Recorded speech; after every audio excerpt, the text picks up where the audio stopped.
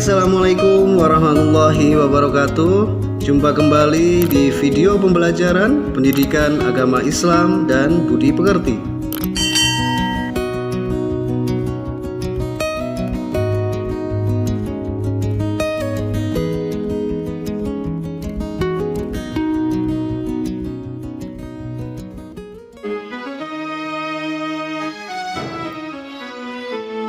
Topik materi kita kali ini adalah sejarah Nabi periode Mekah.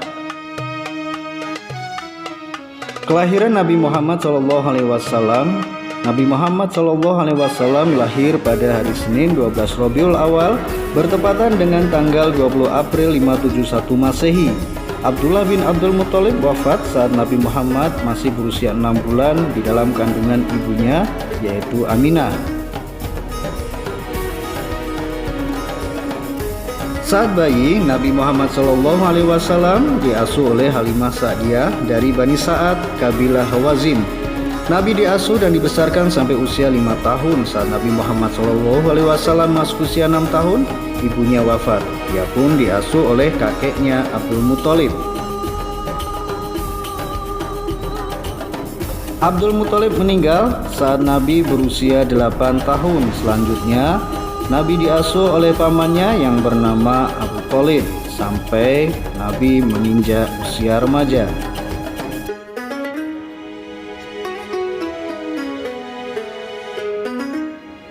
Sang paman melihat kecerdasan dan kematangan keponakannya, maka pada usia 12 tahun Nabi Muhammad SAW diperkenalkan kepada ilmu perniagaan.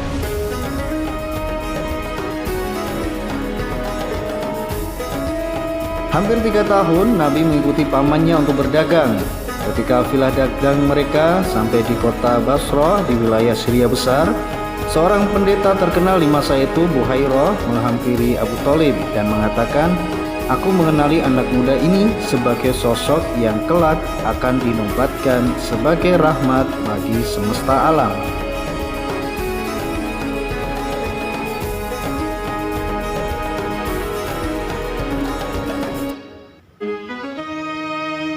Abu Thalib pun menuruti saran pendeta tersebut. Pada usia 25 tahun, Nabi Muhammad mulai berdagang sendiri tanpa bantuan pamannya. Ia mengambil sendiri barang dagangannya dan memasarkannya. Ketika berdagang, Nabi sangat jujur, tidak pernah membohongi para pembelinya.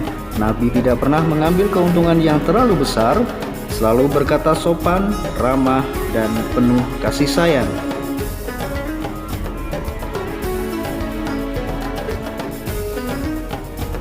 Kejujuran, perilaku santun, kesopanan berbicara, kerja keras, dan kecerdasan Nabi Muhammad merebut hati setiap orang, termasuk Khadijah. Itulah yang membuat Khadijah tertarik dan akhirnya menikah dengan Nabi SAW. Putra-putri Nabi Muhammad SAW yang pertama adalah Qasim. Qasim adalah anak sulung dari Nabi Muhammad SAW dan Khadijah. Namanya memiliki arti pemberi imbalan, namun sayangnya ia tidak memiliki umur panjang dan wafat saat usia 2 tahun serta dimakamkan di Jannatul Mu'alla, Makkah.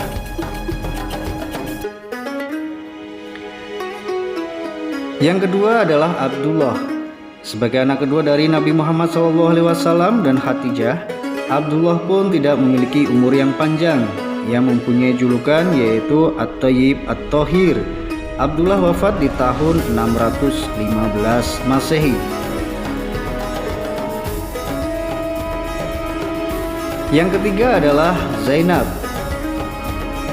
Zainab adalah putri tertua dari Nabi Muhammad SAW dan istrinya Khadijah.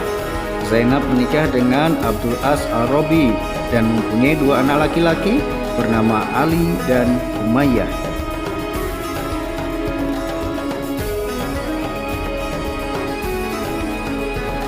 Yang keempat adalah Ruqayyah. 7 tahun sebelum diutus sebagai nabi, Ruqayyah lahir. Ia menikah dengan Utsman bin Affan dan memiliki seorang anak bernama Abdullah.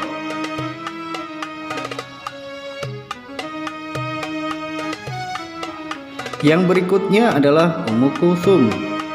Ummu Kulthum lahir tepat 6 tahun sebelum diutus kenabian sebagai Nabi Muhammad SAW. Menikah dengan Utsman bin Affan pada bulan Rabiul Awal. Ummu Kulsum meninggal dunia pada bulan Sya'ban. Yang selanjutnya adalah Fatimah. Fatimah dilahirkan di Mekah 5 tahun sebelum Nabi Muhammad menerima wahyu pertama sebagai tanda kenabiannya. Fatimah menikah dengan Ali bin Abi Thalib dan dikaruniai 2 orang anak bernama Hasan dan Husain. Beliau wafat pada 3 Ramadan tahun 11 Hijriah. Dan yang terakhir adalah Ibrahim. Ibrahim merupakan anak bungsu dari Nabi Muhammad SAW dengan istrinya Maria Al-Qibtiyah. Usia Ibrahim tidak panjang, ia wafat pada tahun 10 Hijriah saat beliau berusia 17 atau 18 bulan. Nabi Muhammad SAW merasakan keresahan atas perilaku yang dialami oleh masyarakat Arab yang sudah jauh dari nilai-nilai kebenaran. Kemudian Nabi melakukan uzlah atau mengasingkan diri di Gua Hira.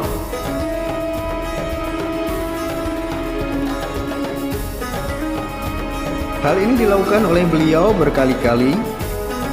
Maka tepat pada tanggal 17 Ramadan tahun 40 dari kelahirannya, Nabi didatangi Jibril dan menerima wahyu pertama, yaitu Quran Surat Al-Alaq ayat 1-5.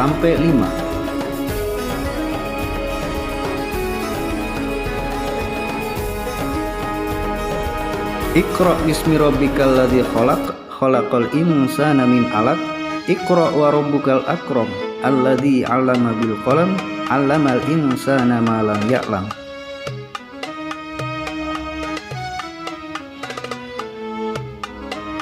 Bacalah dengan menyebut nama Tuhanmu yang menciptakan.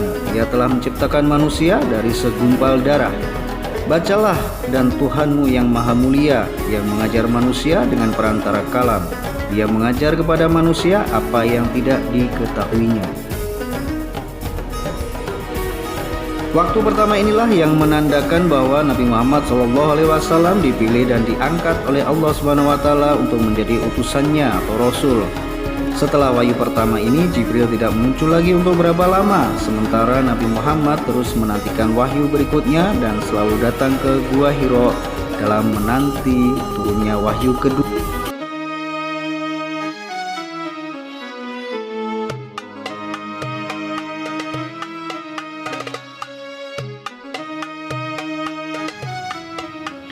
Wahai orang-orang yang berselimut, bangunlah, lalu berilah peringatan, dan agungkanlah Tuhanmu, dan bersihkanlah pakaianmu, dan tinggalkanlah segala perbuatan yang keji, dan janganlah engkau Muhammad memberi dengan maksud memperoleh balasan yang lebih banyak, dan karena Tuhanmu, bersabarlah. Quran Surat Al-Mudaththir ayat 1-7.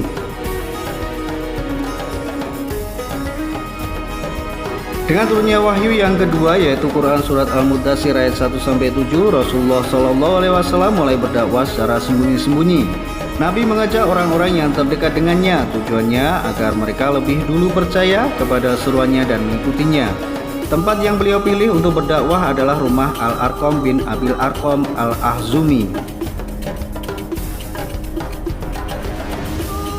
Orang-orang yang pertama kali masuk Islam atau yang dikenal dengan As-Sabiqun Al-Awwalun adalah Khadijah, Abu Bakar, Ali bin Abi Thalib, Zaid bin Haris, dan Ummu Aiman. Selain yang tersebut di atas, berkat bantuan Khadijah dan Abu Bakar As-Siddiq, dari hari ke hari bertambahlah orang-orang yang beriman kepada seruan beliau.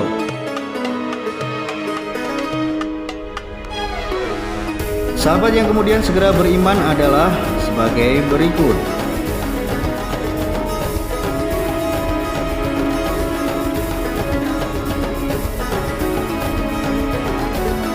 Setelah Nabi Muhammad SAW berdakwah secara sembunyi-sembunyi, maka turunlah wahyu yang ketiga, yaitu Quran Surat Al-Hijr ayat 94 dan 95.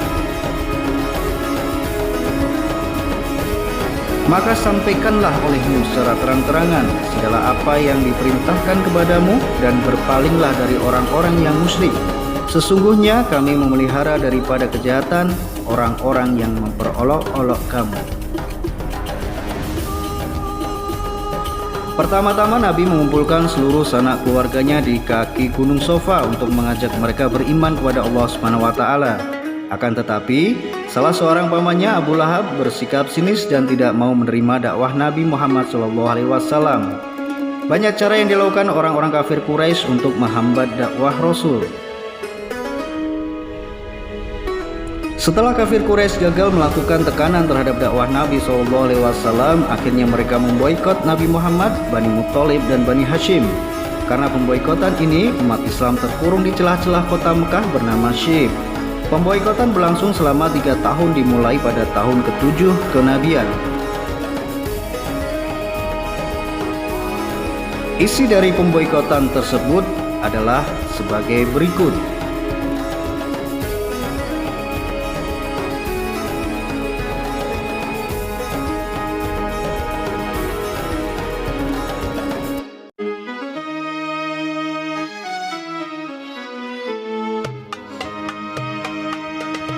Undang-undang pemboikotan ini digantung di dinding Ka'bah. Penulisnya bernama Mansur bin Ikrimah. Setelah 3 tahun, undang-undang tersebut rusak karena dimakan rayap. Kemudian, undang-undang tersebut dirobek.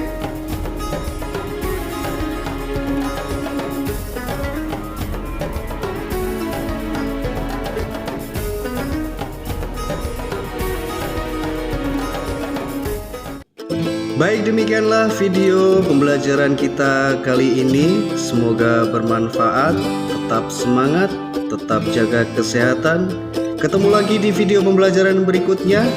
Billahi fi sabilil haq fastabiqul khairat. Wassalamualaikum warahmatullahi wabarakatuh.